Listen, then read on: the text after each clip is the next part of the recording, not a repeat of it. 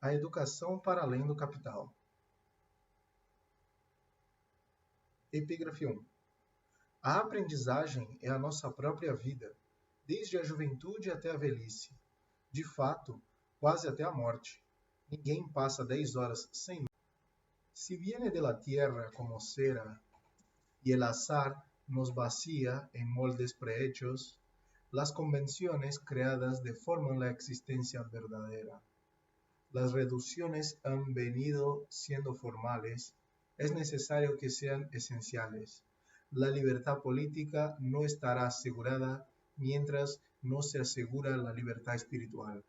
La escuela y el hogar son las dos formidables cárceles del homem. A teoria materialista de que os homens são produto das circunstâncias e da educação e de que, portanto, homens modificados são produto de circunstâncias diferentes e de educação modificada, esquece que as circunstâncias são modificadas precisamente pelo homem e que o próprio educador precisa ser educado. Leva, pois, forçosamente a divisão da sociedade em duas partes, uma das quais se sobrepõe à sociedade. A coincidência da modificação das circunstâncias e da atividade humana só pode ser aprendida e racionalmente compreendida como prática transformadora. Karl Marx. Escolhi as 3 epígrafes deste livro a fim de antecipar alguns dos pontos principais a serem abordados. A primeira do grande pensador do século XVI, Paracelso, a segunda de José Martí e a terceira de Marx. A primeira diz, em contraste agudo com a concepção atual tradicional, mas tendenciosamente estreita da educação, que a aprendizagem é a nossa própria vida, desde a juventude até a velhice. De fato, quase até a morte. Ninguém passa 10 horas sem nada aprender. Relativamente a José Martí, escreve ele, podemos estar certos, com o mesmo espírito de Paracelso, quando ele insiste que a educação começa com a vida e não acaba senão com a morte. Mas ele acrescenta algumas restrições cruciais, criticando duramente as soluções tentadas pela nossa sociedade e também resumindo a enorme tarefa que temos pela frente. É assim que ele coloca em perspectiva o nosso problema. Se vem da terra como cera, e o azar nos esvazia em moldes prefeitos, as convenções criadas deformam a existência verdadeira. As reduções vêm sendo formais. É necessário que sejam essenciais. A liberdade política não estará assegurada enquanto não se assegurar a liberdade espiritual. A escola e a casa são 2 formidáveis celas do homem. E a terceira epígrafe, escolhida entre as teses sobre Feuerbach de Marx, põe em evidência a linha divisória que separa os socialistas utópicos, como Robert Owen, daqueles que no nosso tempo têm de superar os graves antagonismos estruturais de nossa sociedade. Pois esses antagonismos bloqueiam o caminho para uma mudança absolutamente necessária, sem a qual não pode haver esperança para a própria sobrevivência da humanidade, muito menos para a melhoria de suas condições de existência. Eis o que a teoria materialista de que os homens são produto das circunstâncias e da educação, e de que, portanto, homens modificados são produto de circunstâncias diferentes e de educação modificada, esquece que as circunstâncias são modificadas precisamente pelos homens e que o próprio educador precisa ser educado. Leva, pois, forçosamente a divisão da sociedade em 2 partes, uma das quais se sobrepõe à sociedade, como, por exemplo, Robert Owen. A coincidência da modificação das circunstâncias e da atividade humana só pode ser apreendida e racionalmente compreendida como prática transformadora. A ideia que pretendo destacar é a de que não apenas a última citação, mas de alguma forma todas as 3, durante um período de quase 5 séculos, enfatizam a urgência de se instituir, tornando-a, ao mesmo tempo, irreversível, uma radical mudança estrutural, uma mudança que nos leve para além do capital, no sentido genuíno e educacionalmente viável do termo. A incorrigível lógica do capital e seu impacto sobre a educação. Poucos negariam hoje que os processos educacionais e os processos sociais mais abrangentes de reprodução estão intimamente ligados. Consequentemente, uma reformulação significativa da educação é inconcebível sem a correspondente transformação no quadro social, no qual as práticas educacionais da sociedade devem cumprir as suas vitais e historicamente importantes funções de mudança. Mas, sem um acordo sobre esse simples fato, os caminhos dividem-se nitidamente, pois caso não se valorize um determinado modo de reprodução da sociedade como o necessário quadro de intercâmbio social, serão admitidos, em nome da reforma, apenas alguns ajustes menores em todos os âmbitos, incluindo o da educação. As mudanças sob tais limitações a priorísticas e prejulgadas são admissíveis apenas com o único e legítimo objetivo de corrigir alguns detalhes defeituosos da ordem estabelecida, de forma que sejam mantidas intactas as determinações estruturais fundamentais da sociedade como um todo, em conformidade com as exigências inalteráveis da lógica global de um determinado sistema de reprodução. Pode-se ajustar as formas pelas quais uma multiplicidade de interesses particulares conflitantes se deve conformar com a regra geral pré-estabelecida da reprodução da sociedade, mas de forma nenhuma pode-se alterar a própria regra geral. Essa lógica exclui com uma irreversibilidade categórica a possibilidade de legitimar o conflito entre as forças hegemônicas fundamentais rivais em uma dada ordem social como alternativas viáveis entre si, quer no campo da produção material, quer no âmbito cultural e educacional. Portanto, seria realmente um absurdo esperar uma formulação de um ideal educacional do ponto de vista da ordem feudal em vigor, que considerasse a hipótese da dominação dos servos como classe sobre os senhores da bem estabelecida classe dominante. Naturalmente, o mesmo vale para a alternativa hegemônica fundamental entre o capital e o trabalho. Não surpreende, portanto, que mesmo as mais nobres utopias educacionais anteriormente formuladas do ponto de vista do capital tivessem de permanecer estritamente dentro dos limites da perpetuação do domínio do capital como modo de reprodução social metabólica. Os interesses objetivos de classe tinham de prevalecer mesmo quando os subjetivamente bem-intencionados autores dessas utopias e discursos críticos observavam claramente e criticavam as manifestações desumanas dos interesses materiais dominantes. Suas posições críticas poderiam, no limite, apenas desejar utilizar as reformas educacionais que propusessem para remediar os piores efeitos da ordem reprodutiva capitalista estabelecida sem, contudo, eliminar os seus fundamentos causais antagônicos e profundamente enraizados.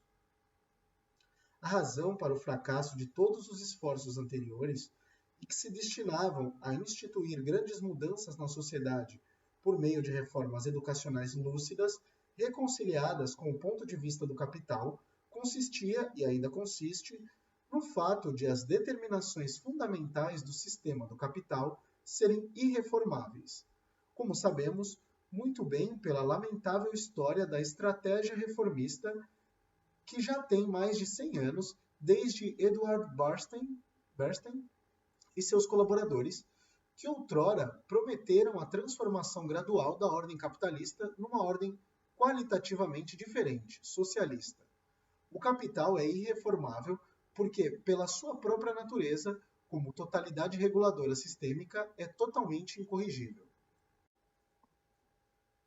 Ou bem, tem êxito em impor aos membros da sociedade, incluindo-se as personificações carinhosas do capital, os imperativos estruturais do seu sistema como um todo, ou perde a sua viabilidade como o regulador historicamente dominante do modo bem estabelecido de reprodução metabólica universal e social.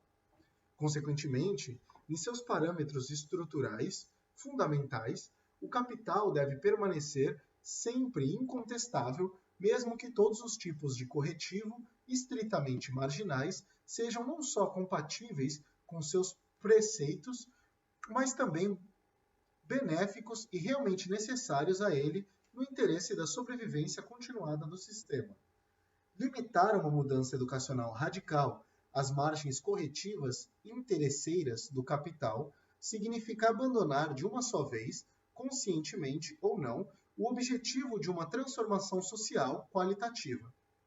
Do mesmo modo, contudo, procurar margens de reforma sistêmica na própria estrutura do sistema do capital é uma contradição em termos. É por isso que é necessário romper com a lógica do capital se quisermos contemplar a criação de uma alternativa educacional significativamente diferente. Farei referência aqui a apenas duas grandes figuras da burguesia iluminista, a fim de ilustrar os limites objetivos intransponíveis, mesmo quando ligados à melhor das intenções subjetivas. A primeira é um dos maiores economistas políticos de todos os tempos, Adam Smith, e a segunda, o extraordinário reformador social e educacional utópico, que também tentou pôr em prática aquilo que pregava até cair em bancarrota econômica, Robert Owen. Adam Smith, a despeito de seu profundo compromisso com o modo capitalista de organização da reprodução econômica e social, condenou de forma clara o impacto negativo do sistema sobre a classe trabalhadora, falando acerca do espírito comercial como a causa do problema. Ele insistia: limita as visões do homem. Na situação em que a divisão do trabalho é levada até a perfeição, todo homem tem apenas uma operação simples para realizar. A isso se limita toda a sua atenção, e poucas ideias passam pela sua cabeça, com exceção daquelas que com ela têm ligação imediata. Quando a mente é empregada numa diversidade de assuntos, ela é, de certa forma, ampliada e aumentada, e devido a isso, geralmente se reconhece que um artista do campo tem uma variedade de pensamentos bastante superior à de um citadino. Aquele talvez seja simultaneamente um carpinteiro e um marceneiro, e sua atenção certamente deve estar voltada para vários objetos de diferentes tipos. Este talvez seja apenas um marceneiro. Esse tipo específico de trabalho ocupa todos os seus pensamentos, e como ele não teve a oportunidade de comparar vários objetos, sua visão das coisas que não estejam relacionadas com seu trabalho jamais será tão ampla como a do artista. Deverá ser esse o caso, sobretudo, quando toda a atenção de uma pessoa é dedicada a uma dentre 17 partes de um alfinete ou a uma dentre 80 partes de um botão, de tão dividida que está a fabricação de tais produtos. Essas são as desvantagens de um espírito comercial. As mentes dos homens ficam limitadas, tornando-se incapazes de se elevar. A educação é desprezada ou, no mínimo, negligenciada, e o espírito heróico é quase totalmente extinto. Corrigir esses defeitos deveria ser assunto digno de uma séria atenção. Contudo, a séria atenção advogada por Adam Smith significa realmente muito pouco, se é que tem algum significado, pois esse arguto, observador das condições da Inglaterra sob o avanço triunfante do espírito comercial, não encontra outra solução a não ser uma denúncia moralizadora dos efeitos degradantes das forças ocultas, culpando os próprios trabalhadores em vez do sistema que lhes impõe essa situação infeliz. É nesse espírito que Smith escreve: quando o rapaz se torna adulto, não tem ideias de como possa se divertir. Portanto, quando estiver fora de seu trabalho, é provável que se entregue à embriaguez e à intemperança. Consequentemente, concluímos, nos locais de comércio da Inglaterra, os comerciantes geralmente se encontram nesse estado desprezível. O que recebem do trabalho de metade da semana é suficiente para o seu sustento, e devido à ignorância, eles não se divertem senão na intemperança e na libertinagem. Assim, a exploração capitalista do tempo dedicado ao lazer, levada hoje à perfeição sob o domínio do espírito comercial mais atualizado, pareceria ser a solução, sem que se alterasse minimamente o núcleo alienante do sistema. Considerar que Adam Smith gostaria de ter instituído algo mais elevado do que uma utilização inescrupulosa e insensível do tempo de lazer dos jovens não altera o fato de que até o discurso dessa grande figura do iluminismo escocês é completamente incapaz de se dirigir às causas, mas deve permanecer aprisionado no círculo vicioso dos efeitos condenados. Os limites objetivos da lógica do capital prevalecem mesmo quando nos referimos a grandes figuras que conceituam o mundo a partir do ponto de vista do capital. E mesmo quando eles tentam expressar subjetivamente, com um espírito iluminado, uma preocupação humanitária genuína. O nosso segundo exemplo, Robert Owen, meio século após Adam Smith, não mede palavras quando denuncia a busca do lucro e o poder do dinheiro, insistindo em que o empregador vê o empregado como um mero instrumento de ganho. Contudo, na sua experiência educacional prática, ele espera que a cura se origine do impacto da razão e do esclarecimento, pregando não aos convertidos, mas aos inconvertíveis, que não conseguem pensar o trabalho em quaisquer outros termos a não ser como mero instrumento de ganho. É assim que Owen fundamenta a sua tese. Devemos então continuar a obstar a instrução nacional dos nossos camaradas, que, como foi mostrado, podem facilmente ser treinados para serem diligentes, inteligentes, virtuosos e membros valiosos do Estado? De fato, a verdade é que todas as medidas agora propostas são apenas uma transigência com os erros do sistema atual. Mas, considerando que esses erros agora existem quase universalmente e têm de ser ultrapassados apenas por meio da força da razão, e como a razão, para produzir um efeito sobre os objetivos mais benéficos, faz avanços passo a passo e consubstancia progressivamente verdades de alto significado, uma após a outra, será evidente para mentes abertas e acuradas que apenas com essas e outras similares transigências, pode-se esperar racionalmente ter-se sucesso na prática. Pois tais transigências apresentam a verdade e o erro ao público, e sempre que esses são exibidos em conjunto de um modo razoável, no final das contas a verdade tem de prevalecer. Espera-se, confiantemente, que esteja próximo o tempo em que o homem, por ignorância, não mais infligirá um sofrimento desnecessário sobre os homens. Porque a maioria da humanidade se tornará esclarecida e irá discernir claramente que ao agir assim, inevitavelmente, criará sofrimento a si própria. O que torna esse discurso extremamente problemático, não obstante as melhores intenções do autor, é que ele tem de se conformar aos debilitantes limites do capital.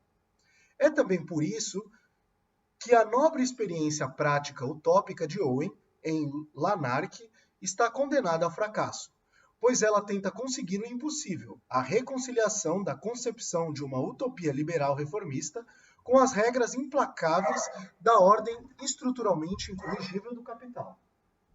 O discurso de Owen revela a estreita inter-relação entre a utopia liberal, a defesa de procedimentos como passo a passo, apenas com transigências, e o desejo de superar os problemas existentes, apenas por meio da força da razão. Contudo, uma vez que os problemas em causa são abrangentes, correspondendo aos inalteráveis requisitos da dominação estrutural e da subordinação, a contradição entre o caráter global e abrangente dos fenômenos sociais criticados e a parcialidade e o gradualismo das soluções propostas, que em si são compatíveis com o ponto de vista do capital, têm de ser substituídos de modo fictício por uma excessiva generalização de alguns devem ser utópicos. Assim, vemos na caracterização de Owen de que o que tem de ser feito? Uma passagem dos fenômenos sociais específicos, originalmente identificados com precisão, por exemplo, a deplorável condição em que o empregador vê o empregado como um mero instrumento de ganho, para a vaga e atemporal generalização do erro e da ignorância para concluir, de forma circular, que o problema da verdade versus erro e ignorância, afirmando como uma questão de razão e esclarecimento, pode ser solucionado apenas por meio da força da razão. E, claro, a garantia que recebemos do êxito da solução educacional proposta por Owen é, mais uma vez, circular.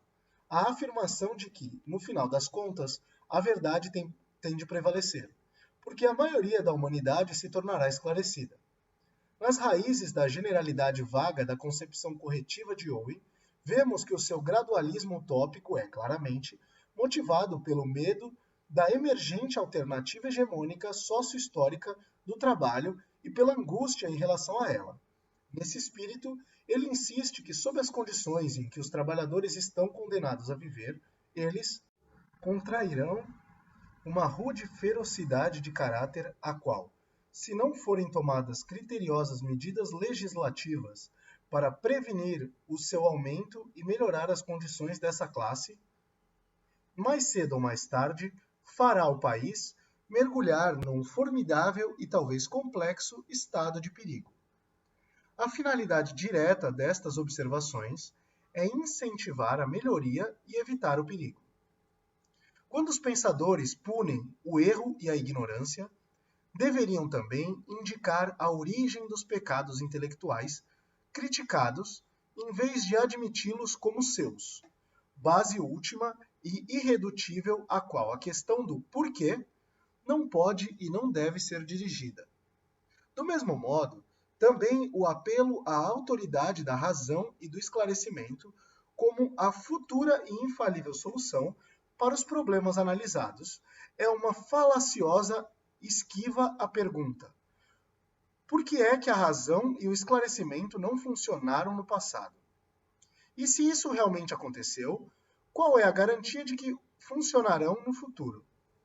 Certamente, Robert Owen não é, de forma alguma, o único pensador a apontar o erro e a ignorância como a razão explicativa fundamental dos fenômenos denunciados a serem corrigidos de bom grado pela força toda-poderosa da razão e do esclarecimento. Ele partilha essa característica e a crença positiva a ela associada. Crença que está longe de ter uma fundamentação segura, com a tradição iluminista liberal no seu conjunto. Isso torna a contradição subjacente ainda mais significativa e difícil de superar. Consequentemente, quando nos opomos à circularidade de tais diagnósticos finais e declarações de fé, que insistem em que, possivelmente, não se pode ir além do ponto explicativo aceito, não podemos nos satisfazer com a ideia encontrada muitas vezes nas discussões filosóficas de que essas respostas dúbias surgem do erro dos pensadores criticados, o qual, por sua vez, deve ser corrigido com um raciocínio adequado. Agir assim equivaleria a cometer o mesmo pecado do adversário. O discurso crítico de Robert Owen e a sua solução educacional nada tem a ver com um erro lógico. A diluição de sua diagnose social num ponto crucial e a circularidade das soluções vagas e atemporais oferecidas por ele são descarrilamentos práticos e necessários, devidos não a uma deficiência na lógica formal do autor, mas sim à incorrigibilidade da lógica perversa do capital. É este último que categoricamente lhe nega a possibilidade de encontrar respostas numa genuína associação comunitária com o sujeito social, cujo potencial caráter de rude ferocidade ele teme. É assim que ele se depara, no final, com a contradição não lógica, mas fundamentalmente prática, de querer mudar as relações desumanas estabelecidas, enquanto rejeita como um perigo sério a única e possível alternativa social hegemônica. A contradição insolúvel reside na concepção que Owen tem da mudança significativa como perpetuação do existente. A circularidade que vimos no seu raciocínio é a consequência necessária da aceitação de um resultado à razão triunfante, procedendo em segurança, passo a passo, que prescreve o erro e a ignorância como um problema adequadamente retificado, para o qual se supõe estar a razão eminentemente adequada a resolver. Dessa forma, mesmo que inconscientemente, a relação entre o problema e sua solução está, na verdade, revertida e, com isso, ela redefine anistoricamente o primeiro, de maneira a ajustar-se à solução, capitalistamente permissível, que fora conceituadamente preconcebida. É isso o que acontece quando mesmo um reformista social e educacional esclarecido, que honestamente tenta remediar os efeitos alienantes e desumanizantes do poder do dinheiro e da busca do lucro, os quais ele deplora, não pode escapar à autoimposta camisa de força das determinações causais do capital. O impacto da incorrigível lógica do capital sobre a educação tem sido grande ao longo do desenvolvimento do sistema. Apenas as modalidades de imposição dos imperativos estruturais do capital no âmbito educacional são hoje diferentes em relação aos primeiros e sangrentos dias da acumulação primitiva, em sintonia com as circunstâncias históricas alteradas, como veremos na próxima sessão. É por isso que hoje o sentido da mudança educacional radical não pode ser senão o rasgar da camisa de força da lógica incorrigível do sistema.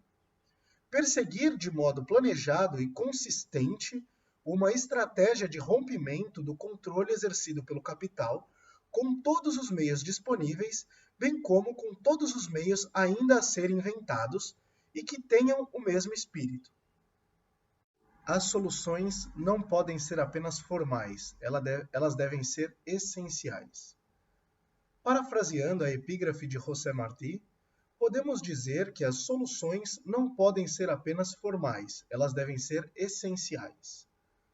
A educação institucionalizada, especialmente nos últimos 150 anos, serviu no seu todo ao propósito de não só fornecer os conhecimentos e o pessoal necessário à máquina produtiva em expansão do sistema do capital, como também gerar e transmitir um quadro de valores que legitima os interesses dominantes, como se não pudesse haver nenhuma alternativa à gestão da sociedade, seja na forma internalizada, isso é, pelos indivíduos devidamente educados e aceitos, ou através de uma dominação estrutural e uma subordinação hierárquica e implacavelmente impostas. A própria história teve de ser totalmente adulterada e, de fato, frequente e grosseiramente falsificada para esse propósito. Fidel Castro, falando sobre a falsificação da história cubana, após a Guerra de Independência em relação ao colonialismo espanhol, fornece um exemplo impressionante. Era na escuela. ¿Qué nos decían aquellos inescrupulosos libros de historia sobre los hechos? Nos decían que la potencia imperialista no era la potencia imperialista, sino que, lleno de generosidad, el gobierno de Estados Unidos, deseoso de darnos la libertad, había intervenido en aquella guerra y que, como consecuencia de eso, éramos libres. Pero no éramos libres por cientos de miles de cubanos que murieron durante 30 años en los combates. No éramos libres por el gesto heroico de Carlos Manuel de Céspedes, el padre de la patria, que inició aquella lucha, que incluso prefirió que le fusilaran al hijo antes de hacer una sola concesión. No éramos libres por el esfuerzo heroico de tantos cubanos. No éramos libres por la prédica de Martí. No éramos libres por el esfuerzo heroico de Máximo Gómez, Calixto García y tantos aquellos próceres ilustres. No éramos libres por la sangre derramada, por las 20 y tantas heridas de Antonio Maceo y su caída heroica en Punta Brava.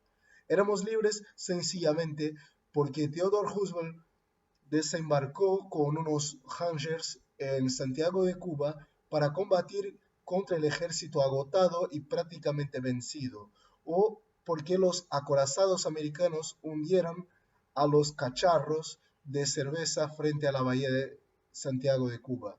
Y esas monstruosas mentiras, esas increíbles falsedades, eram las que se enseñaba en las escuelas. As deturpações desse tipo são a regra quando há riscos realmente elevados. E assim é, particularmente quando eles são diretamente concernentes à racionalização e à legitimação da ordem social estabelecida como uma ordem natural supostamente inalterável. A história deve, então, ser reescrita e propagandeada de uma forma ainda mais distorcida, não só nos órgãos que em larga escala formam a opinião política, desde os jornais de grande tiragem às emissoras de rádio e de televisão, mas até nas supostamente objetivas teorias acadêmicas. Marx oferece uma caracterização devastadora de como uma questão vital da história do capitalismo, conhecida como a acumulação primitiva ou original do capital, é tratada pela ciência da economia política em um vigoroso capítulo de O Capital, escreve ele. Essa acumulação primitiva desempenha na economia política um papel análogo ao pecado original na teologia. Adão mordeu a maçã e, com isso, o pecado sobreveio à humanidade. Explica-se sua origem contando-a como anedota ocorrida no passado. Em tempos muito remotos, havia, por um lado, uma elite laboriosa, inteligente e, sobretudo, parcimoniosa. E, por outro, vagabundos dissipando tudo o que tinha e mais ainda. A lenda do pecado original teológico conta-nos, contudo, como o homem foi condenado a comer seu pão com o suor de seu rosto. A história do pecado original econômico, no entanto, nos revela porque há gente que não tem necessidade disso. Tanto faz. Assim se explica que os primeiros acumularam riquezas e os últimos, finalmente, nada tinham para vender senão a sua própria pele. E desse pecado original data a pobreza da grande massa que até agora, apesar de todo o seu trabalho, nada possui para vender senão a si mesma. E a riqueza dos poucos, que cresce continuamente, embora há muito tenham parado de trabalhar. Tais trivialidades infantis, o Sr. Thiers, por exemplo, serve ainda com a solene seriedade de um homem de Estado em defesa da propriété aos franceses, outrora tão espirituosos. Na história real, como se sabe, a conquista, a subjugação, o assassínio para roubar, em suma, a violência, desempenham o papel principal. Na suave economia política reinou desde sempre o idílio. Na realidade, os métodos da acumulação primitiva são tudo menos idílicos. Os expulsos pela dissolução dos séquitos feudais e pela intermitente e violenta expropriação da base fundiária, esse proletariado livre, como os pássaros, não podia ser absorvido pela manufatura nascente com a mesma velocidade com que foi posto no mundo. Por outro lado, os que foram bruscamente arrancados de seu modo costumeiro de vida não conseguiam enquadrar-se de maneira igualmente súbita na disciplina da nova condição. Eles se converteram em massas de esmoleiros, assaltantes, vagabundos, em parte por predisposição e, na maioria dos casos, por força das circunstâncias. Daí tem surgido em toda a Europa Ocidental, no final do século XV e durante todo o século XVI, uma legislação sanguinária contra a vagabundagem. Os ancestrais da atual classe trabalhadora foram imediatamente punidos pela transformação que lhes foi imposta em vagabundos e paupers. A legislação os tratava como criminosos voluntários e supunha que dependia de sua boa vontade seguir trabalhando nas antigas condições que não existiam. Desses pobres fugitivos, dos quais Thomas Moros diz que os coagiu a roubar, foram executados 72 mil pequenos e grandes ladrões sob o reinado de Henrique VIII. Naturalmente, nem mesmo os altamente respeitáveis pensadores da classe dominante podiam adotar uma atitude que divergisse do modo cruel de subjugar aqueles que deviam ser mantidos sob o mais estrito controle, no interesse da ordem estabelecida. Não até que a própria mudança das condições de produção modificasse a necessidade de uma força de trabalho, grandemente ampliada sob as condições expansionistas da Revolução Industrial. No tempo em que John Locke escreveu, havia uma maior procura de pessoas empregáveis lucrativamente do que no tempo de Henrique VIII, mesmo que numa quantidade ainda muito distante da que veio a ser demandada durante a Revolução Industrial. Portanto, a população excedente, em significativa diminuição, não teve de ser fisicamente eliminada como anteriormente. Todavia, tinha de ser tratada da forma mais autoritária, racionalizando-se, ao mesmo tempo, a brutalidade e a desumanidade recomendadas em nome de uma pretensiosa moralidade. Desse modo, nas últimas décadas do século XVII, em conformidade com o ponto de vista do capital da economia política da época, o grande ídolo do liberalismo moderno, John Locke, um latifundiário absenteísta em Somersetshire, e também um dos mais generosamente pagos funcionários do governo, pregava a mesma trivialidade infantil, tal como descrita por Marx. Locke insistiu em que a causa para o crescimento do número dos pobres nada mais é do que o relaxamento da disciplina e a corrupção dos hábitos. A virtude e a diligência são como companheiros constantes, de um lado, assim como o vício e a ociosidade estão do outro. Portanto, o primeiro passo no sentido de fazer os pobres trabalhar deve ser a restrição da sua libertinagem mediante a aplicação estrita das leis estipuladas por Henrique VIII e outros contra ela. Recebendo anualmente uma remuneração quase astronômica de cerca de 1.500 libras pelos serviços ao governo, como membro da junta comercial, um dos seus vários cargos, Locke não hesitou em louvar a perspectiva de os pobres ganharem 1 centavo por dia, a penny per diem, ou seja, uma quantia aproximadamente 1000 vezes inferior a seu próprio vencimento, em apenas um dos seus cargos governamentais. Não surpreende, portanto, que o valor dos seus bens, quando ele faleceu, quase 20.000 libras, das quais 12.000 em dinheiro, era comparável ao de um comerciante próspero em Londres. Um grande feito para uma pessoa cuja principal fonte de renda era explorar confessadamente, de bom grado, o Estado. Além disso, sendo um verdadeiro cavalheiro, com um volumoso patrimônio a resguardar, ele também queria controlar as atividades dos pobres com uma medida perversa, a dos passes. Todos os homens que mendiguem sem passes nos municípios litorâneos, sejam eles mutilados ou tenham mais que 50 anos de idade, e todos os de qualquer idade que também mendiguem sem passes nos municípios do interior, longe da orla marítima, devem ser enviados para uma casa de correção próxima e nela mantidos em trabalhos forçados durante 3 anos.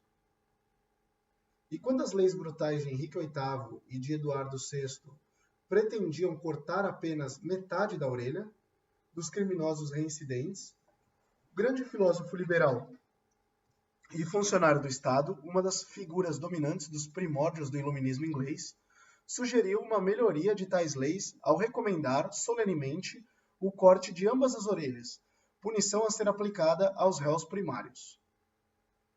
Ao mesmo tempo, no seu Memorandum on the Reform of the Poor Law, Locke também propôs a instituição de oficinas para os filhos ainda em tenra idade dos pobres, argumentando que os filhos das pessoas trabalhadoras são um corriqueiro fardo para a paróquia e normalmente são mantidas na ociosidade, de forma que geralmente também se perde o que produziriam para a população até eles completarem 12 ou 14 anos de idade.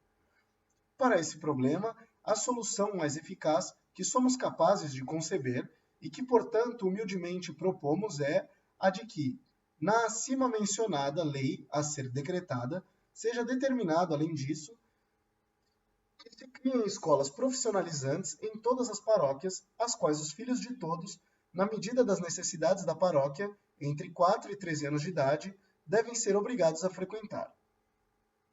Não sendo ele próprio um homem religioso, a principal preocupação de Locke era combinar uma disciplina de trabalho severa e doutrinação religiosa com uma máxima frugalidade financeira municipal e estatal. Ele argumentava que outra vantagem de se levar as crianças a uma escola profissional é que, dessa forma, elas seriam obrigadas a ir à igreja todos os domingos, juntamente com os seus professores ou professoras e teriam alguma compreensão da religião, ao passo que agora, sendo criadas, em geral, no ócio e sem rédeas, elas são totalmente alheias tanto à religião e à moralidade, como o são para a diligência. Obviamente, então, as medidas que tinham de ser aplicadas aos trabalhadores pobres eram radicalmente diferentes daquelas que os homens da razão consideravam adequadas para si próprios. No final, tudo se reduzia a relações de poder nuas e cruas, impostas com extrema brutalidade e violência nos primórdios do desenvolvimento capitalista, independentemente da forma como elas eram racionalizadas nos primeiros anais da economia política, conforme as palavras de Marx. Naturalmente, as instituições de educação tiveram de ser adaptadas ao decorrer do tempo, de acordo com as determinações reprodutivas e mutação do sistema do capital. Desse modo, teve de se abandonar a extrema brutalidade e a violência legalmente impostas como instrumento de educação, não só inquestionavelmente aceitos antes, mas até ativamente promovidos por figuras do início do período iluminista, como o próprio Locke, como acabamos de ver. Elas foram abandonadas não devido a considerações humanitárias, embora tenham sido frequentemente racionalizadas em tais termos, mas porque uma gestão dura e inflexível revelou-se um desperdício econômico, ou era, no mínimo, supérflua. E isso era verdadeiro, não só em relação às instituições formais de educação, mas também a algumas áreas indiretamente ligadas a ideias educacionais. Tomando-se apenas um exemplo significativo, o êxito inicial da experiência de Robert Owen deveu-se não ao humanitarismo paternalista desse capitalista esclarecido, mas à vantagem produtiva relativa de início desfrutada pelo empreendimento industrial de sua comunidade utópica. Pois graças à redução da absolutamente longa jornada de trabalho, regra geral na época, a abordagem owenista do trabalho levou a uma intensidade muito maior de realização produtiva durante a jornada reduzida. Contudo, quando práticas similares foram mais amplamente difundidas, já que tinham de acatar as regras da concorrência capitalista, sua empresa tornou-se condenada e faliu. Não obstante, as indubitavelmente avançadas concepções de Robert Owen em matéria educacional. As determinações gerais do capital afetam profundamente cada âmbito particular, com alguma influência na educação, e de forma nenhuma apenas as instituições educacionais formais. Estas estão estritamente integradas na totalidade dos processos sociais. Não podem funcionar adequadamente, exceto se estiverem em sintonia com as determinações educacionais gerais da sociedade, como um todo. Aqui, a questão crucial sobre o domínio do capital é assegurar que cada indivíduo adote como suas próprias as metas de reprodução objetivamente possíveis do sistema. Em outras palavras, no sentido verdadeiramente amplo do termo educação, trata-se de uma questão de internalização pelos indivíduos, tal como indicado no segundo parágrafo dessa seção, da legitimidade da posição que lhes foi atribuída na hierarquia social, juntamente com suas expectativas adequadas e as formas de conduta certas, mais ou menos explicitamente estipuladas nesse terreno. Enquanto a internalização conseguiu fazer o seu bom trabalho, assegurando os parâmetros reprodutivos gerais do sistema do capital, a brutalidade e a violência podem ser relegadas a um segundo plano, embora de modo nenhum sejam permanentemente abandonadas, posto que são modalidades dispendiosas de imposição de valores, como de fato aconteceu no decurso do desenvolvimento capitalista moderno. Apenas em períodos de crise aguda volta a prevalecer o arsenal de brutalidade e violência com o objetivo de impor valores, como o demonstraram em tempos recentes as tragédias dos muitos milhares de desaparecidos no Chile e na Argentina. As instituições formais de educação certamente são uma parte importante do sistema global de internalização, mas apenas uma parte, quer os indivíduos participem ou não, por mais ou menos tempo, mas sempre em um número de anos bastante limitado. Das instituições formais de educação, eles devem ser induzidos a uma aceitação ativa ou mais ou menos resignada dos princípios reprodutivos orientadores dominantes na própria sociedade, adequados à sua posição na ordem social e de acordo com as tarefas reprodutivas que lhes foram atribuídas, sob as condições de escravidão ou servidão feudal. Isso é, naturalmente, um problema bastante diferente daquele que deve vigorar no capitalismo, mesmo que os trabalhadores não sejam ou sejam muito pouco educados formalmente. Todavia, ao internalizar as onipresentes pressões externas, eles devem adotar as perspectivas globais da sociedade mercantilizada como inquestionáveis limites individuais às suas aspirações pessoais. Apenas a mais consciente das ações coletivas poderá livrá-los dessa grave e paralisante situação. Nessa perspectiva, fica bastante claro que a educação formal não é a força ideologicamente primária que consolida o sistema do capital. Tampouco ela é capaz de, por si só, fornecer uma alternativa emancipadora radical. Uma das funções principais da educação formal nas nossas sociedades é produzir tanta conformidade ou consenso quanto for capaz, a partir de dentro e por meio dos seus próprios limites institucionalizados e legalmente sancionados. Esperar da sociedade mercantilizada uma sanção ativa, ou mesmo mera tolerância, de um mandato que estimule as instituições de educação formal a abraçar plenamente a grande tarefa histórica do nosso tempo, ou seja, a tarefa de romper com a lógica do capital no interesse da sobrevivência humana, seria um milagre monumental. É por isso que, também no âmbito educacional, as soluções não podem ser formais, elas devem ser essenciais. Em outras palavras, eles devem abarcar a totalidade das práticas educacionais da sociedade estabelecida. As soluções educacionais formais, mesmo algumas das maiores, e mesmo quando são sacramentadas pela lei, podem ser completamente invertidas, desde que a lógica do capital permaneça intacta como quadro de referência orientador da sociedade. Na Grã-Bretanha, durante várias décadas, os principais debates acerca da educação centraram-se na questão das Comprehensive Schools, a serem instituídas em substituição ao sistema educativo elitista, há muito estabelecido. Durante aqueles debates, o Partido Trabalhista Britânico não só adotou como parte essencial do programa eleitoral a estratégia geral de substituir o privilegiado sistema anterior de aprendizagens pelas escolas abrangentes, como de fato também sistematizou legalmente essa política, depois de bem-sucedido na formação do governo, embora não tenha, nesse momento, ousado tratar do mais privilegiado setor da educação, as escolas públicas. Hoje, contudo, o governo britânico do New Labour está determinado a desmantelar o sistema de escola abrangente, não só com a renovação das antigas instituições educacionais elitistas, mas também com a instituição de uma nova variedade de academias que fornecem à classe média, apesar das numerosas críticas, que partem mesmo de seus próprios adeptos acerca do estabelecimento de um sistema de duas vias, two-tier system, tal como está prestes a ser estabelecido e fortalecido pelo governo britânico no National Health Service.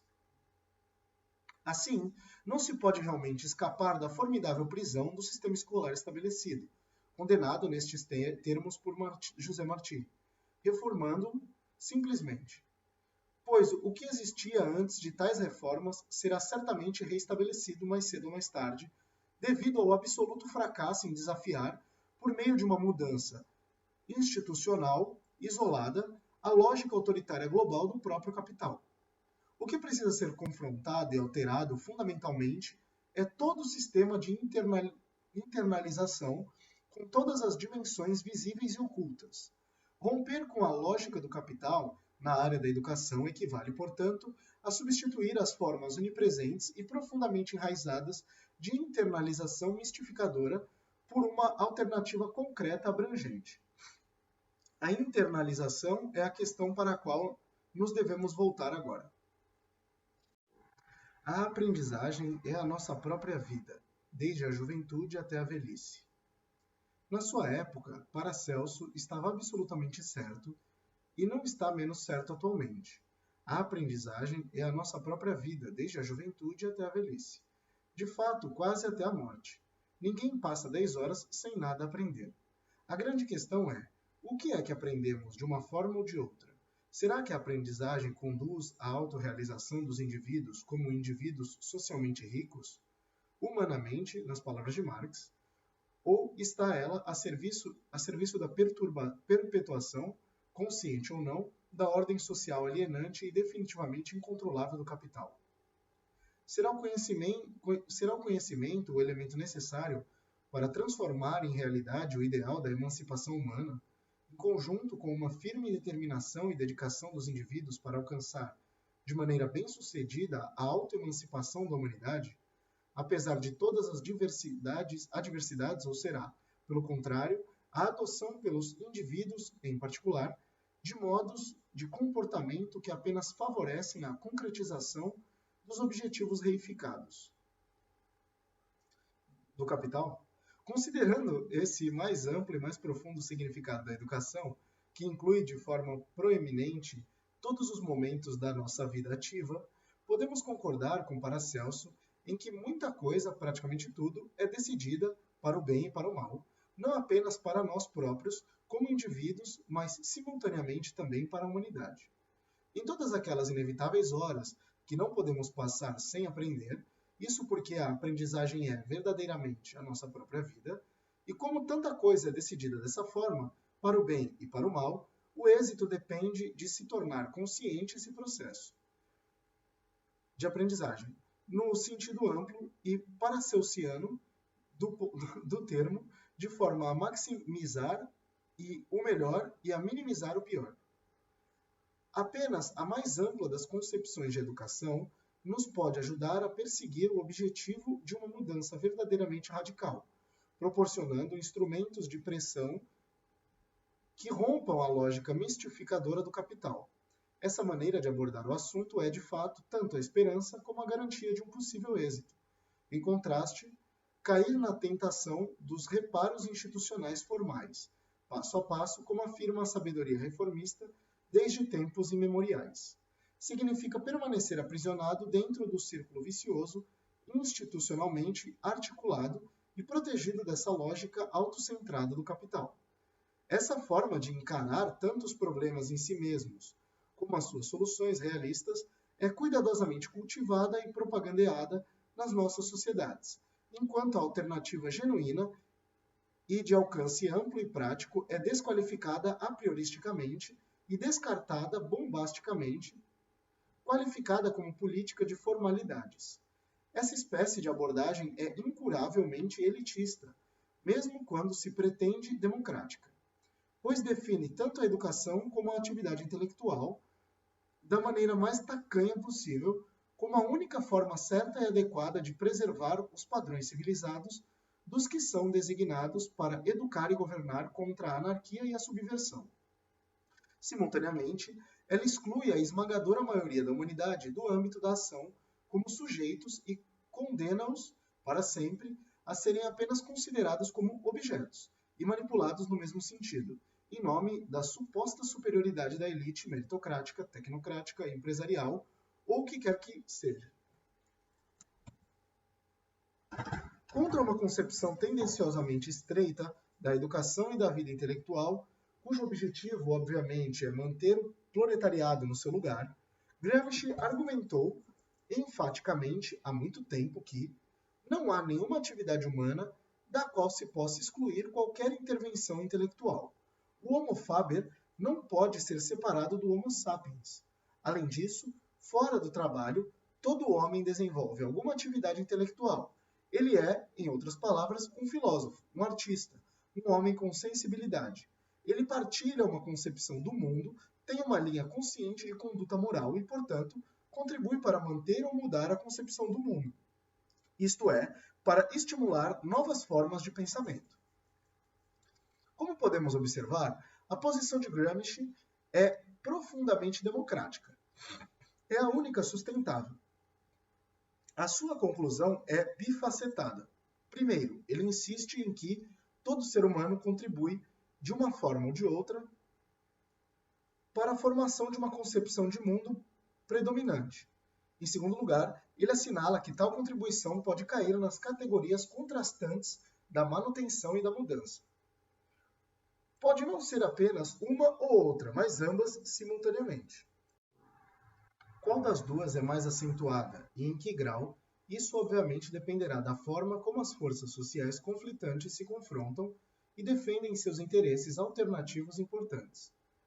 Em outras palavras, a dinâmica da história não é uma força externa misteriosa qualquer, e sim uma intervenção de uma enorme multiplicidade de seres humanos no processo histórico real, na linha da manutenção ou a mudança.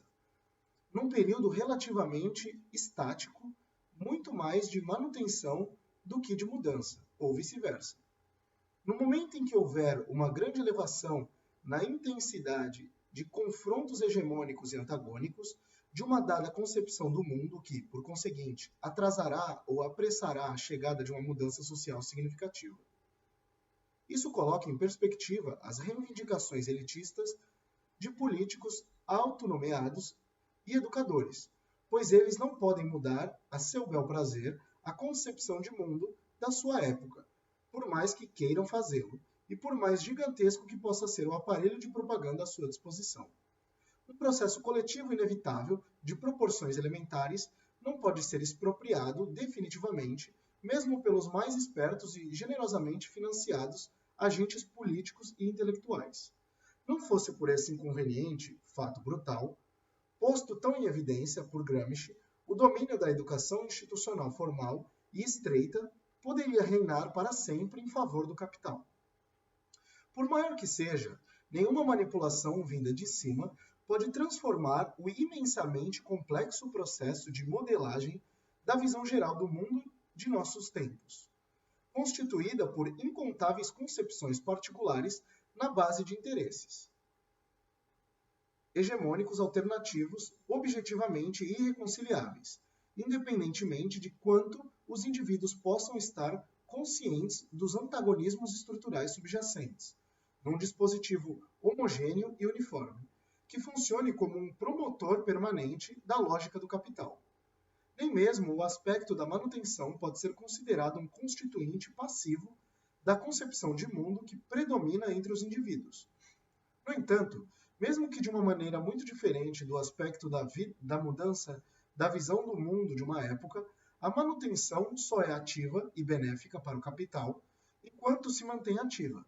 Isso significa que a manutenção tem e deve ter sua própria base de racionalidade, independentemente de quão problemática for em relação à alternativa hegemônica do trabalho.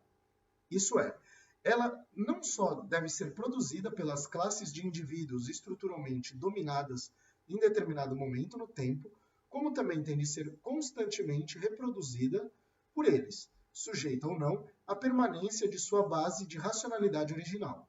Quando uma maioria significativa da população, algo próximo de 70% em muitos países, se afasta com desdém do processo democrático, do ritual eleitoral, tendo lutado durante décadas no passado pelo direito ao voto, isso mostra uma mudança real de atitude em face da ordem dominante. Pode-se dizer que é uma rachadura nas espessas camadas de gesso cuidadosamente depositadas sobre a fachada democrática do sistema.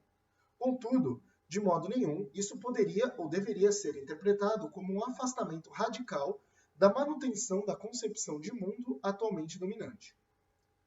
Naturalmente, as condições são muito mais favoráveis à atitude de mudança e à emergência de uma concepção alternativa do mundo, em meio a uma crise revolucionária descrita por Lenin como o tempo em que as classes dominantes já não podem mais governar à maneira antiga e as classes subalternas já não querem viver à maneira antiga. Esses são momentos absolutamente extraordinários da história e não podem ser prolongados como se poderia desejar, como demonstraram no passado os fracassos das estratégias voluntaristas. Portanto, seja em relação à manutenção, seja em relação à mudança de uma dada concepção do mundo, a questão fundamental é a necessidade de modificar, de uma forma duradoura, o um modo de internalização historicamente prevalecente. Romper a lógica do capital no âmbito da educação é absolutamente inconcebível sem isso. E mais importante, essa relação pode e deve ser expressa também de uma forma concreta, pois através de uma mudança radical no modo de internalização agora opressivo, que sustenta a concepção dominante do mundo, o domínio do capital pode ser e será quebrado. Nunca é demais salientar a importância estratégica da concepção mais ampla de educação, expressa na frase: a aprendizagem é a nossa própria vida. Pois muito do nosso processo contínuo de aprendizagem se situa, felizmente, fora das instituições educacionais formais.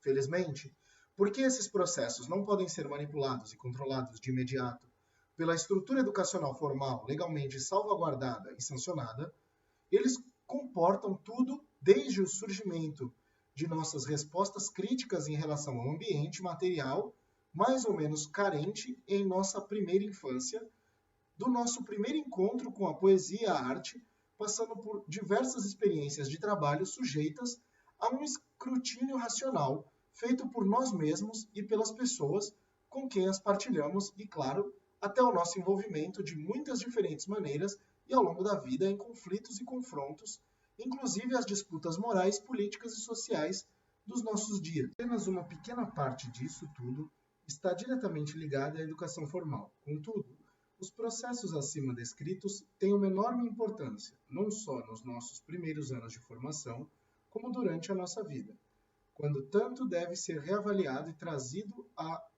uma unidade coerente, orgânica e viável, sem a qual não poderíamos adquirir uma personalidade e nos fragmentaríamos em pedaços sem valor, deficientes mesmo a serviço de objetivos sociopolítico-autoritários.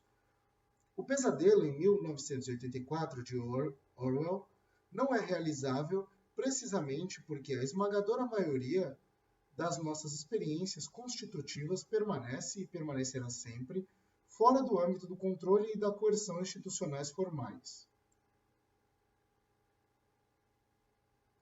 Certamente, muitas escolas podem causar um grande estrago, merecendo, portanto, totalmente as severas críticas de Martí, que as chamou de formidáveis prisões.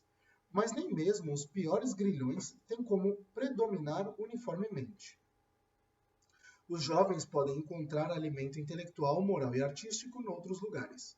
Pessoalmente, fui muito afortunado por, aos 8 anos de idade, contar com um professor notável, não na escola, mas quase por acaso.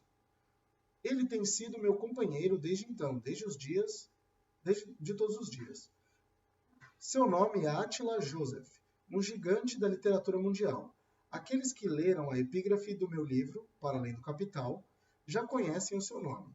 Mas permitam-me citar em espanhol algumas linhas de outro dos seus grandes poemas, escolhidos para a epígrafe do meu livro, O Desafio e o Fardo do Tempo Histórico. Ni Dios ni la mente, sino el carbón y el hierro y el petróleo. La materia real nos ha creado echándonos hirvientes y violentos en los moldes de esta sociedad horrible, para fincarnos por la humanidad en el eterno suelo. Tras los sacerdotes, los soldados y los burgueses, al fin nos hemos vuelto fieles oidores de las leyes. Por eso el sentido de toda obra humana zumba en nosotros como el violón profundo.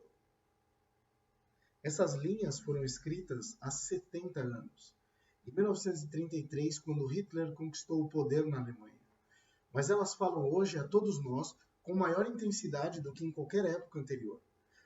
Elas nos convidam a ouvir as leis atenta e fielmente, e a proclamá-las sonora e claramente por toda parte, porque hoje está em jogo nada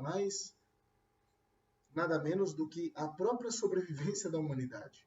Nenhuma prática não educacional formal pode extinguir a duradoura validade e o poder de tais influências. Sim, a aprendizagem é a nossa própria vida, como Paracelso afirmou há 5 séculos, e também muitos outros que seguiram seu caminho, mas que talvez nunca tenham sequer ouvido seu nome. Mas, para tornar essa verdade algo óbvio, como deveria ser, temos de reivindicar uma educação plena para toda a vida, para que seja possível colocar em perspectiva a sua parte formal, a fim de instituir também aí uma reforma radical. Isso não pode ser feito sem desafiar as formas atualmente dominantes de internalização fortemente consolidadas a favor do capital pelo próprio sistema educacional formal. De fato, da maneira como estão as coisas hoje, a principal função da educação formal é agir como um cão de guarda ex officio e autoritário para induzir um conformismo generalizado em determinados modos de internalização, de forma a subordiná-los às exigências da ordem estabelecida. O fato de a educação formal não poder ter êxito na criação de uma conformidade universal não altera o fato de que, no seu todo, ela está orientada por aquele fim. Os professores e alunos que se rebelam contra tal desígnio fazem-no com a munição que adquiriram tanto dos seus companheiros rebeldes dentro do domínio formal, quanto a partir da área mais ampla da experiência educacional, desde a juventude até a velhice. Necessitamos, então, urgentemente, de uma atividade de contra-internalização coerente e sustentada, que não se esgote na negação, não importando quão necessário isso seja como uma fase desse empreendimento, e que defina seus objetivos fundamentais como a criação de uma alternativa abrangente, concretamente sustentável ao que já existe. Há cerca de 30 anos, editei e apresentei um volume de ensaios do notável historiador e pensador político filipino Renato Constantino. Na época, ele era mantido sob as mais rígidas restrições autoritárias do regime cliente dos Estados Unidos, encabeçado pelo general Marcos. A certa altura, ele conseguiu passar-me a mensagem de que gostaria que o volume se intitulasse Neocolonial Identity and Counter-Consciousness, a identidade neocolonial e a contraconsciência, nome com que de fato o livro mais tarde apareceu.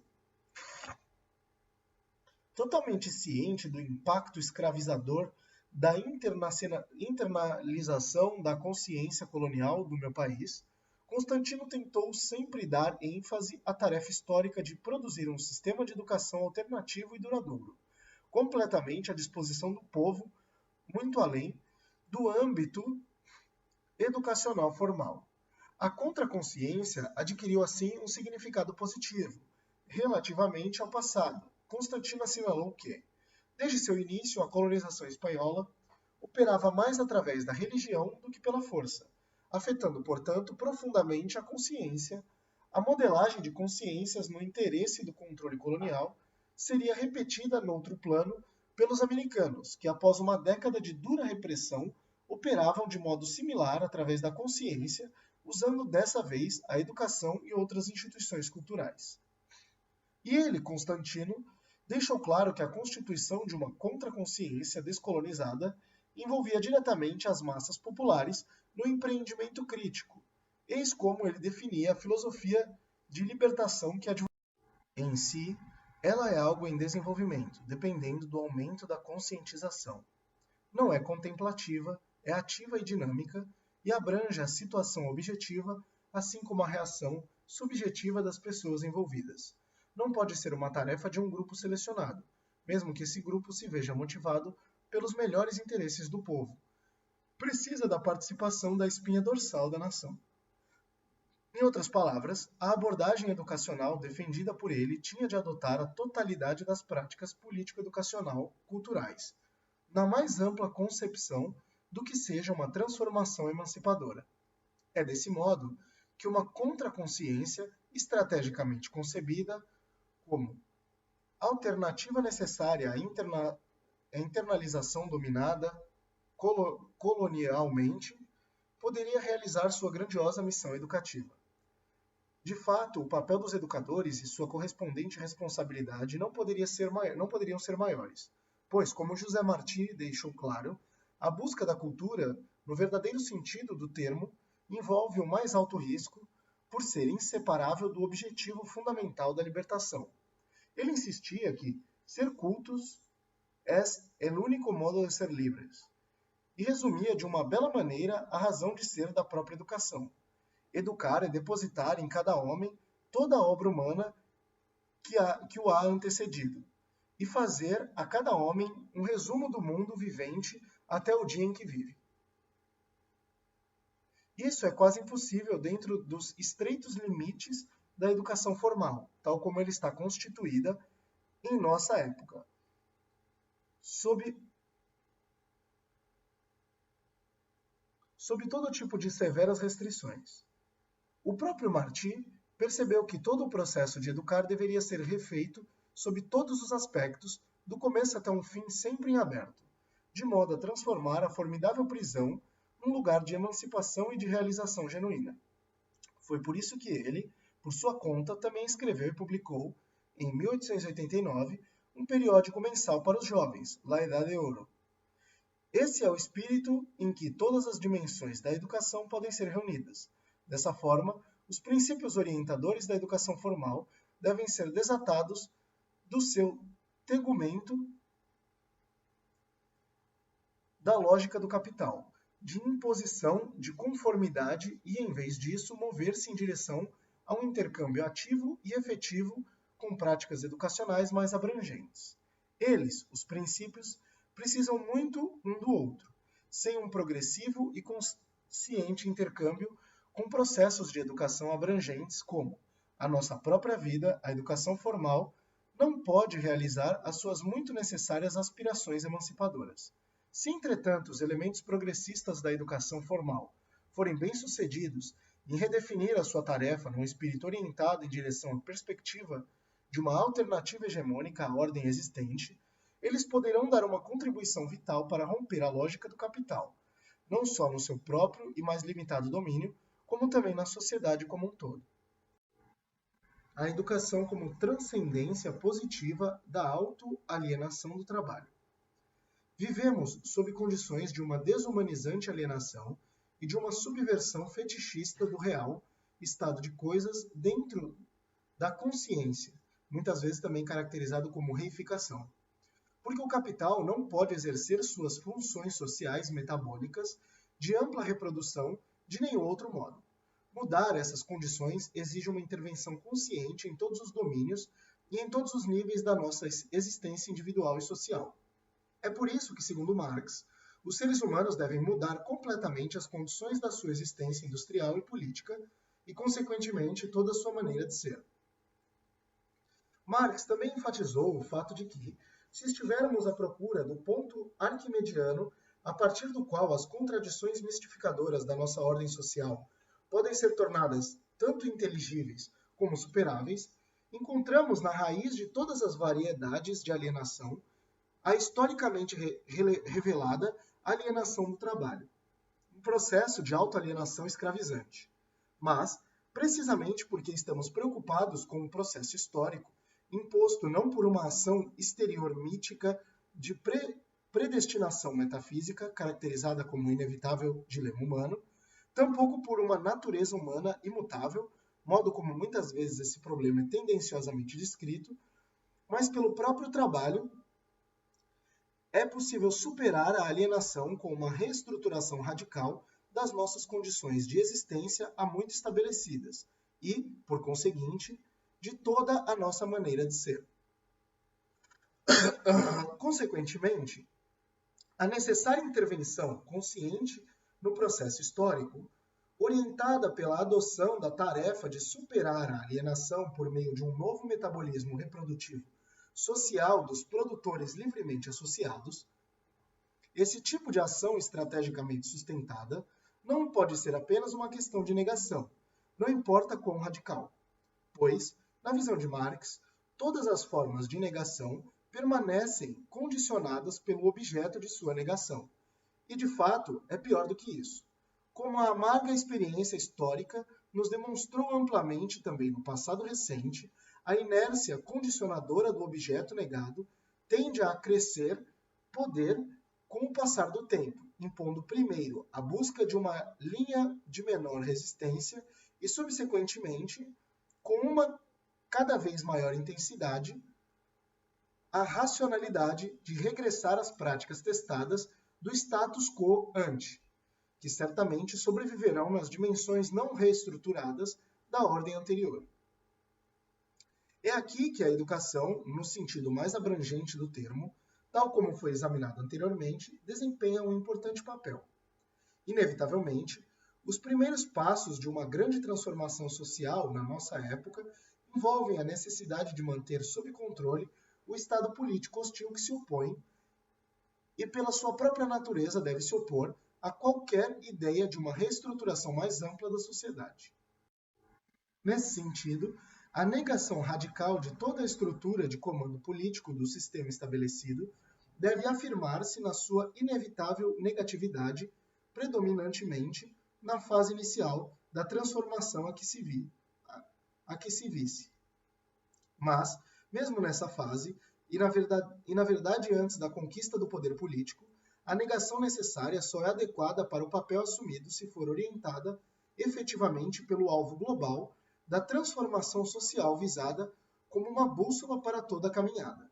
Portanto, desde o início, o papel da educação é de importância vital para romper com a internalização predominantemente nas escolhas políticas circunscritas à legitimação constitucional democrática do Estado capitalista que defende seus próprios interesses, pois também essa contra-internalização ou contra-consciência exige a antecipação de uma visão geral, concreta e abrangente, de uma forma radicalmente diferente de gerir as funções globais de decisão da sociedade, que vai muito além da expropriação, há muito estabelecida, do poder de tomar todas as decisões fundamentais, assim como das suas imposições sem cerimônia aos indivíduos, por meio de políticas como uma forma de alienação por excelência na ordem existente.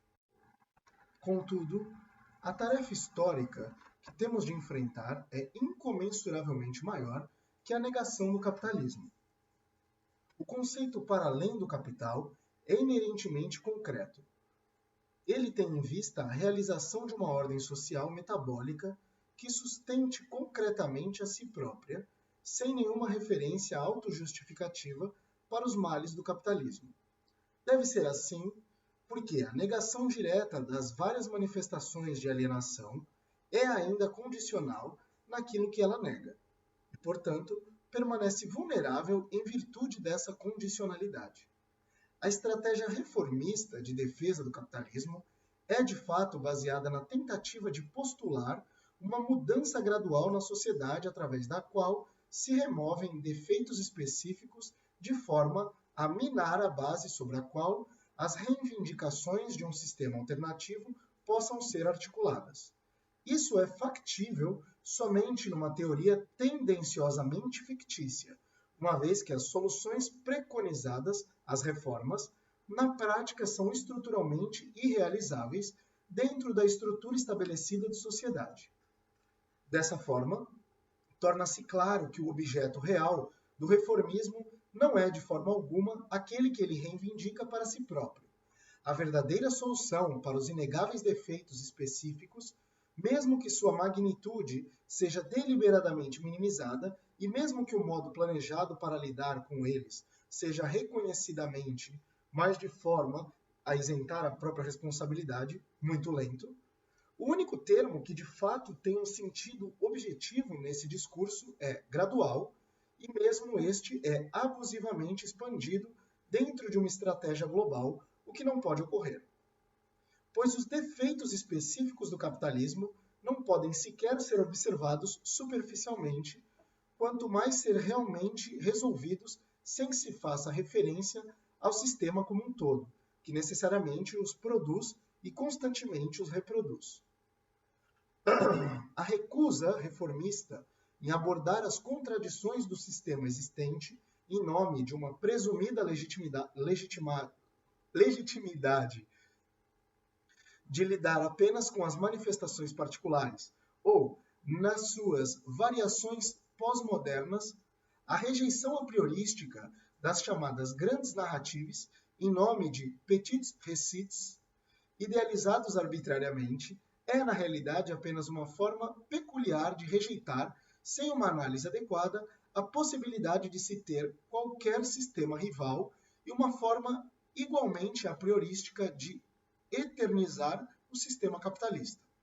O objeto real da argumentação reformista é, de forma especialmente mistificadora, o sistema dominante como tal, e não as partes, quer do sistema rejeitado, quer do defendido, não obstante o alegado zelo reformista explicitamente declarado pelos proponentes da mudança gradual.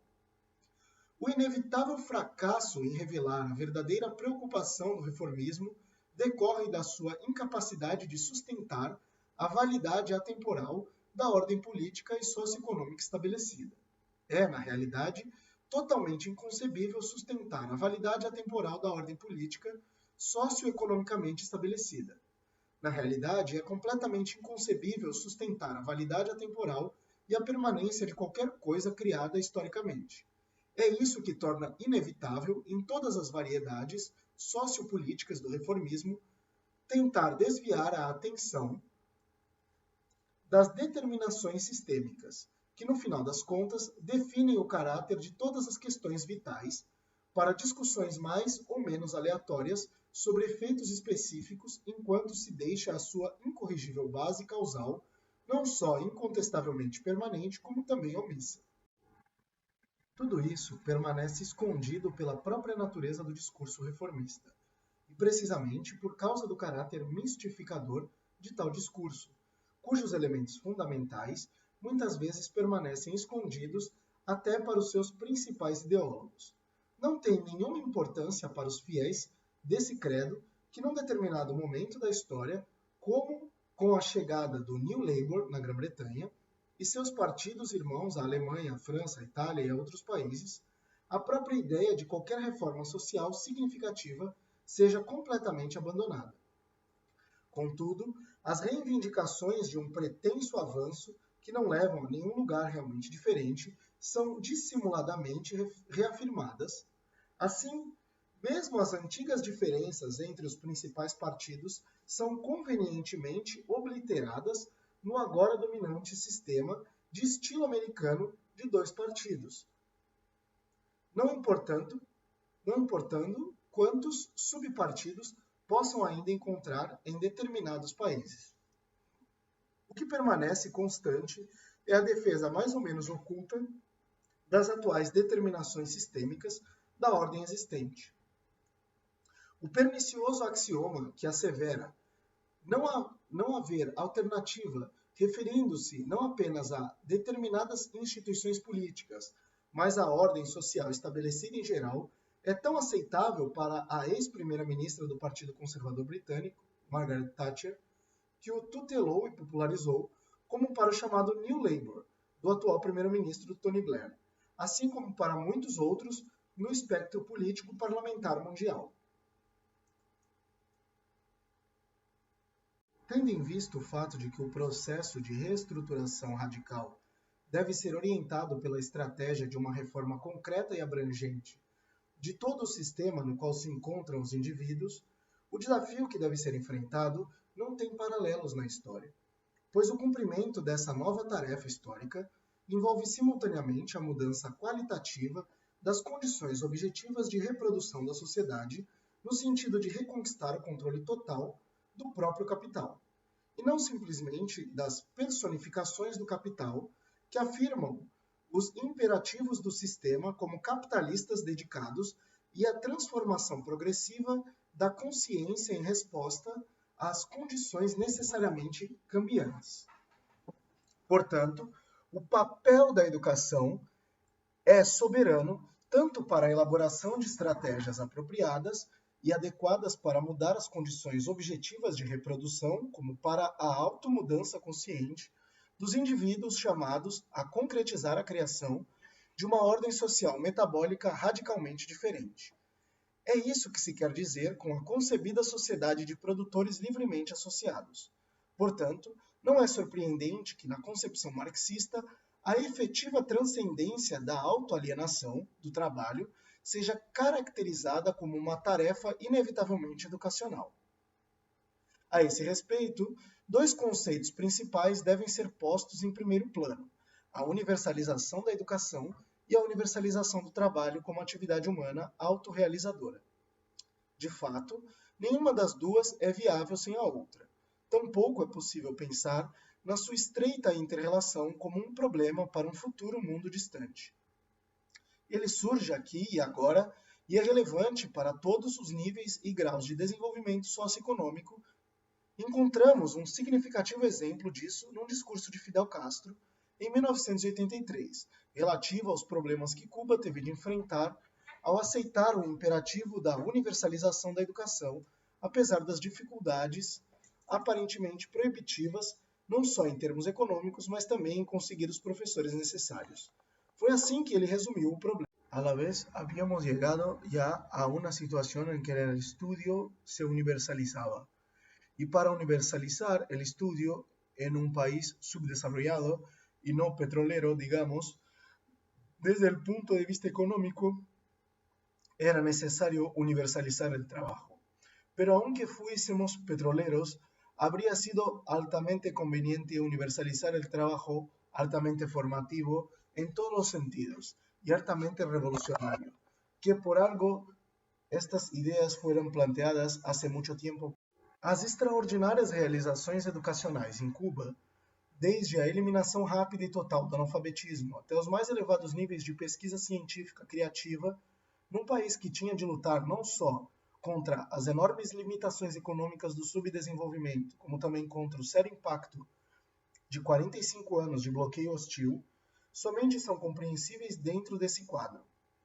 Essas conquistas também demonstraram que não há motivo para esperar a chegada de um período favorável num futuro indefinido.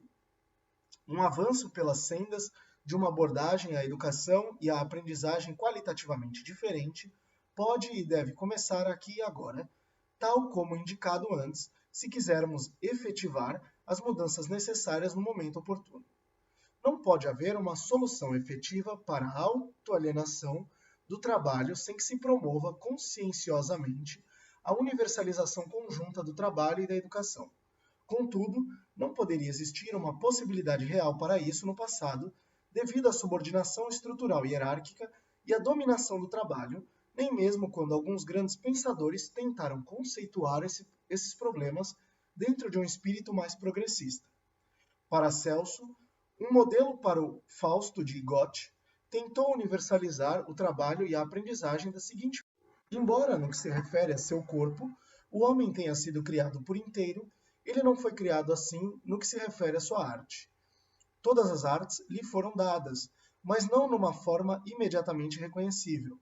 Ele deve descobri-las pela aprendizagem. A maneira adequada reside no trabalho e na ação, em fazer e produzir. O homem perverso nada faz, mas fala muito. Não devemos julgar um homem pelas suas palavras, mas pelo seu coração. O coração fala através de palavras apenas quando elas são confirmadas pelas ações.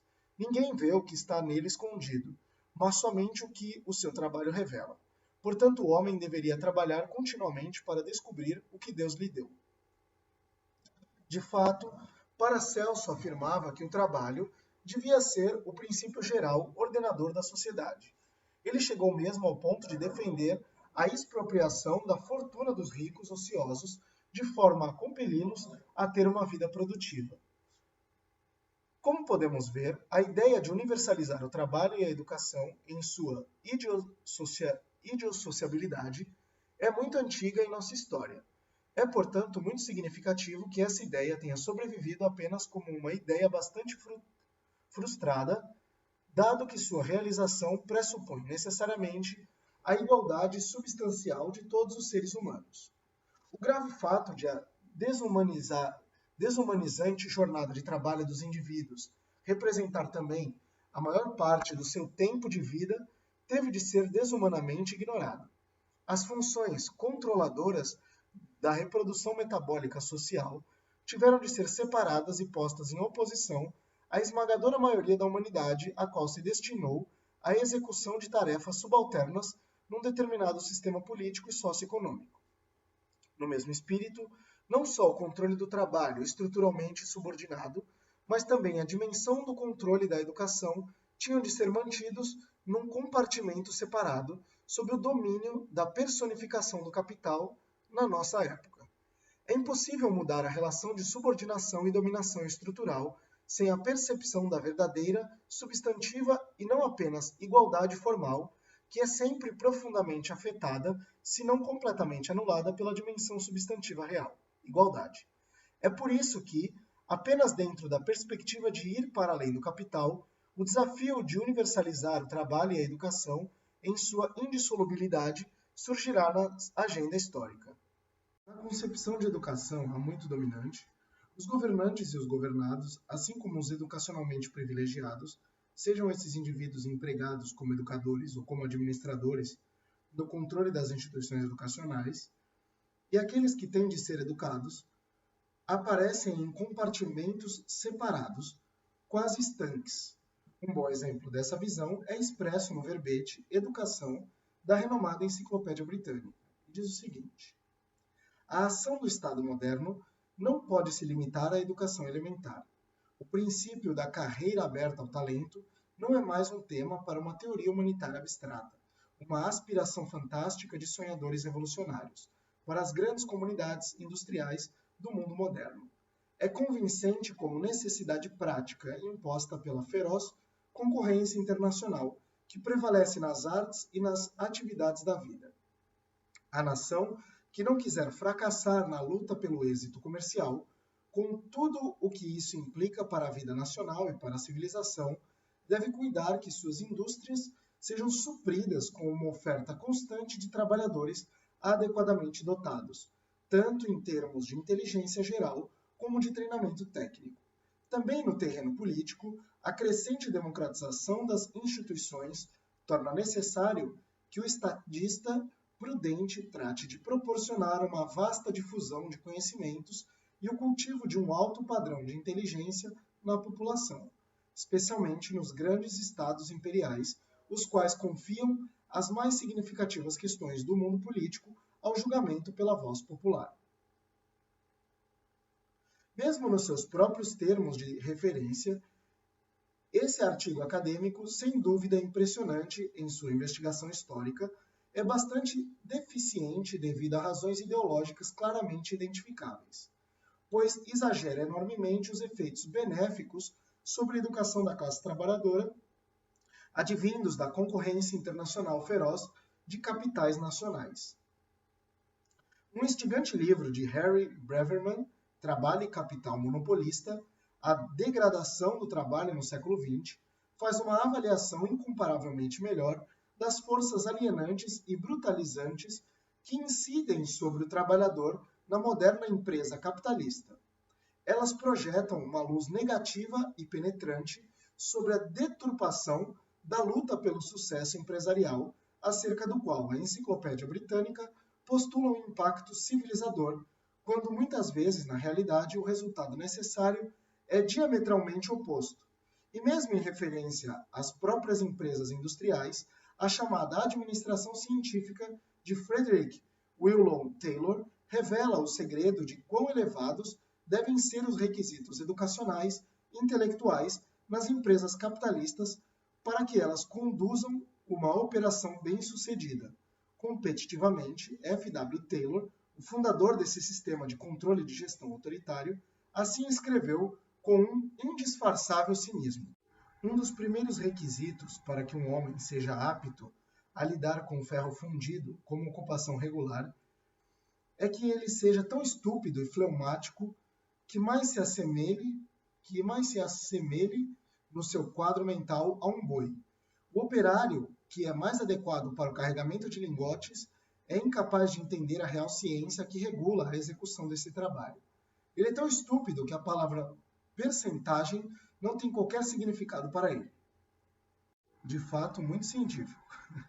Quando a proposição segundo a qual uma vasta difusão de conhecimento e o cultivo de um alto padrão de inteligência é o objetivo adotado de bom grado pelo moderno Estado capitalista, especialmente para os grandes Estados imperiais, que confiam os assuntos mais importantes da política mundial ao julgamento pela voz popular, ela é bastante ridícula e, obviamente, de caráter demasiadamente apologético para ser considerada, mesmo por um momento, como um argumento sério a favor das causas com que se reivindica a melhoria da educação de inspiração democrática e politicamente lúcidas sob condições de domínio do capital sobre a sociedade. A educação para além do capital visa uma ordem social qualitativamente diferente. Agora não só é factível lançar-se pelo caminho que nos conduz a essa ordem, como é também necessário e urgente, pois as incorrigíveis determinações destrutivas da ordem existente tornam imperativo contrapor aos irreconciliáveis antagonismos estruturais do sistema do capital uma alternativa concreta e sustentável para a regulação da reprodução metabólica social, se quisermos garantir as condições elementares da sobrevivência humana. O papel da educação, orientado pela única perspectiva efetivamente viável de ir para além do capital, é absolutamente crucial para esse propósito. A sustentabilidade equivale ao controle consciente do processo de reprodução metabólica social por parte de produtores livremente associados, em contraste com a insustentável e estruturalmente estabelecida características de adversários e a destrutibilidade fundamental da ordem reprodutiva do capital. É inconcebível que se introduza esse controle consciente dos processos sociais, uma forma de controle que, por acaso, também é a única forma factível de autocontrole.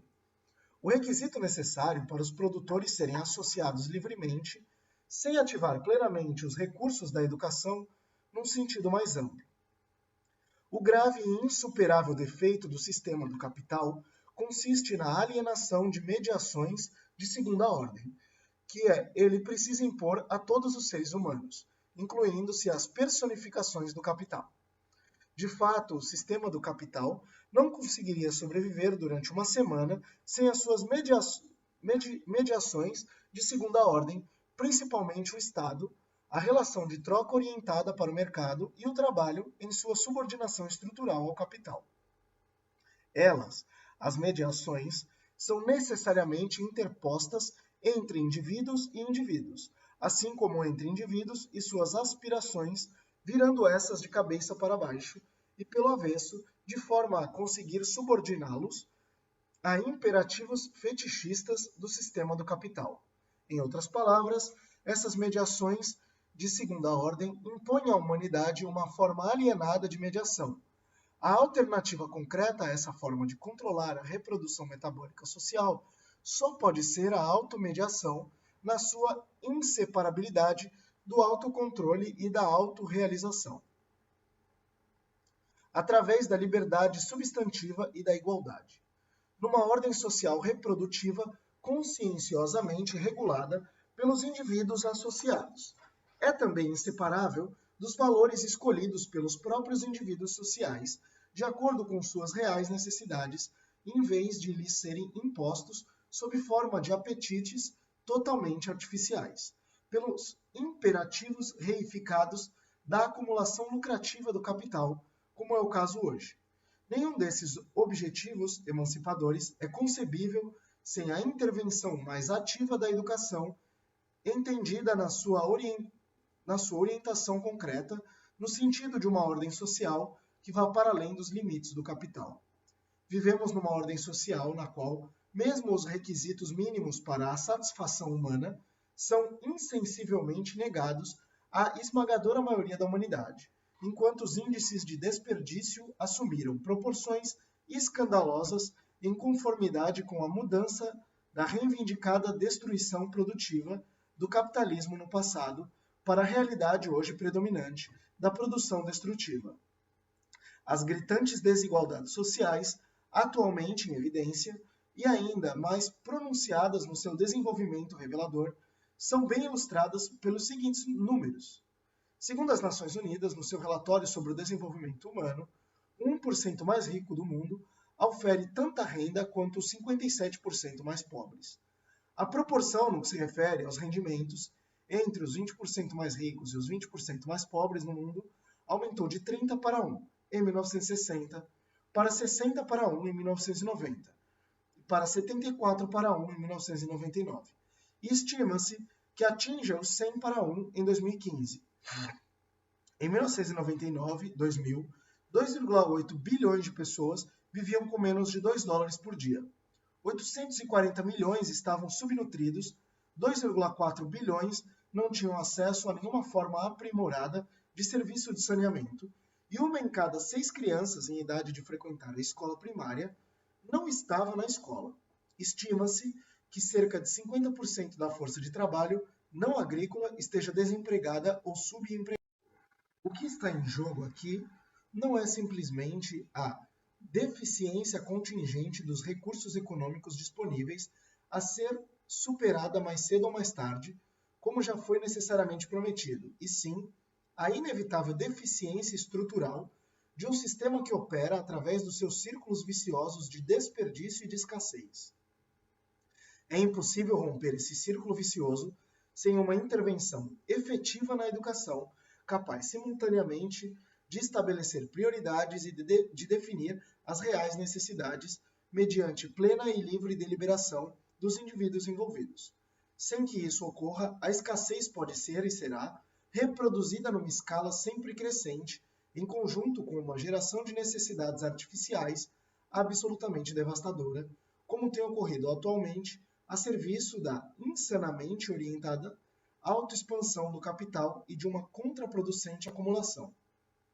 Uma concepção oposta e efetivamente articulada numa educação para além do capital não pode ser confinada a um limitado número de anos na vida dos indivíduos, mas, devido às suas funções radicalmente mudadas, abarca-os a todos a autoeducação de iguais e a autogestão da ordem social reprodutiva. Não podem ser separadas uma da outra. A autogestão pelos produtores livremente associados das funções vitais do processo metabólico social é um empreendimento progressivo e inevitavelmente em mudança. O mesmo vale para as práticas educacionais que habilitem o indivíduo a realizar essas funções na medida em que sejam redefinidas por eles próprios, de acordo com os requisitos em mudança dos quais eles são agentes ativos. A educação, nesse sentido, é verdadeiramente uma educação continuada. Não pode ser vocacional, o que em nossa sociedade significa o confinamento das pessoas envolvidas a funções utilitaristas estreitamente pré-determinadas, privadas de qualquer poder decisório. Tampouco geral, que deve ensinar aos indivíduos de forma paternalista as habilidades do pensamento. Essas noções são arrogantes presunções de uma concepção baseada numa totalmente insustentável separação das dimensões práticas e estratégica. Portanto, a educação, continuada como constituinte necessário dos princípios reguladores de uma sociedade para além do capital, é inseparável da prática significativa da autogestão. Ela é parte integral desta última, como representação no início da fase de formação na vida dos indivíduos e, por outro lado, no sentido de permitir um efetivo feedback dos indivíduos educacionalmente enriquecidos em suas necessidades, mudando corretamente e redefinidas de modo equitativo para a determinação global dos princípios orientadores e objetivos da sociedade. Nosso dilema histórico é definido pela crise estrutural do sistema do capital global. Está na moda falar com total autocomplacência sobre o grande êxito da globalização capitalista. Um livro recentemente publicado e propagandeado de modo devotado tem como título Why Globalization Works. Contudo, o autor, que é o principal comentarista econômico do Financial Times de Londres, esquece-se de se fazer a pergunta realmente importante. Ela funciona para quem? Se é que funciona. Certamente funciona, por enquanto, mas não tão bem, para os tomadores de decisão do capital transnacional e não para a esmagadora maioria da humanidade que tem de sofrer as consequências. E nenhuma integração jurisdicional advogada pelo autor, isso é, em linguagem direta, o maior controle direto sobre um deplorável grande número de estados, por parte de umas poucas potências imperialistas, especialmente a maior delas. Vai conseguir remediar a situação. Na realidade, a globalização do capital não funciona nem pode funcionar, pois não consegue superar as contradições irreconciliáveis e os antagonismos que se manifestam na crise estrutural global do sistema.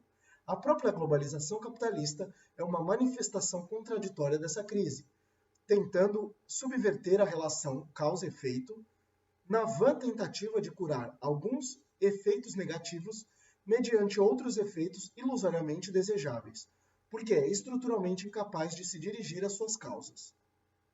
A nossa época de crise estrutural global do capital é também uma época histórica de transição de uma ordem social existente para outra, qualitativamente diferente. Essas são as duas características fundamentais que definem o espaço histórico e social dentro do qual os grandes desafios para romper a lógica do capital e, ao mesmo tempo, também para elaborar planos estratégicos para uma educação que vá além do capital devem se juntar.